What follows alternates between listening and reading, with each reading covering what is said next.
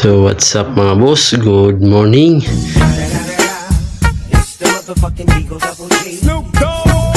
So finally mga boss, dito na tayo sa Canada.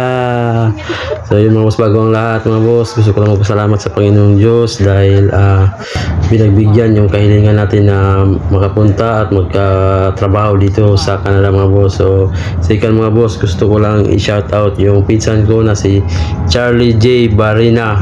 So Uncle, maraming salamat sa iyo, so sa suporta. So maraming salamat sa lahat ng kabutihan mo sa amin. So yun lang. So dito mga boss, makikita nyo mga boss, grabe, sobrang linis ng lugar nila mga boss. Wala kang makikitang basura na nagkalat, saka yung mga puno mga boss, makikita nyo, grabe, napaka makulay, sobrang refreshing talaga mga boss. So enjoy lang natin yan kasi nga by next month is mawawala na rin yan kasi nga winter na next month mga boss. So dito mga boss, malapit lang pala yung staff house na binagsakan namin doon sa area kung saan kami titira mga boss. So almost 1 hour lang yung biyahe namin dyan papunta doon sa tirahan namin.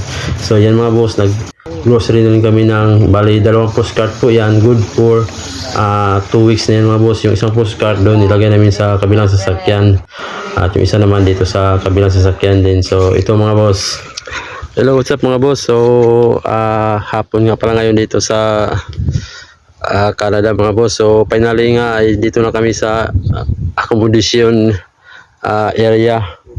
So kakarating na namin mga boss. So naggrocery nga kami at dinamihan na nga namin ng bili ng bigas kasi nga sobrang na-miss namin yung bigas kasi doon sa site ay kasalanan naman namin kasi nung unang araw namin is nagpesta nga kami doon at ginawa namin ay hindi namin na budget ng maayos yung bigas na iniwan doon. So marami namang pagkain sa ref kaso yung bigas ang naunang naubos. So lumabas kami at naghanap kami ng bigas. So insakto naman nung malapit sa tindahan ay wala namang stock na sila kaya bread saka karne yung kinain namin. So iba pa rin yung may laman na bigas, kanin sa tiyan. So medyo maano nga sa tiyan pag walang kanin, walang hindi ka nabubusog, pero kailangan sanayin namin yung sarili namin na siguro yun na ang kakainin namin kasi nga medyo may kamahalan din ng konti yung bigas dito sa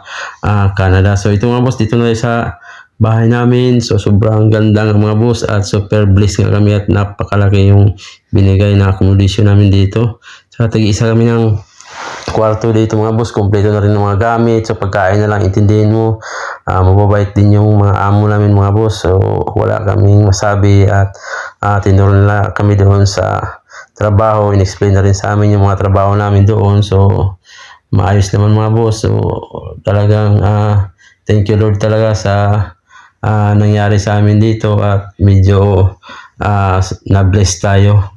So yun lang mga boss, gusto ko lang magpasalamat sa inyong lahat at God bless.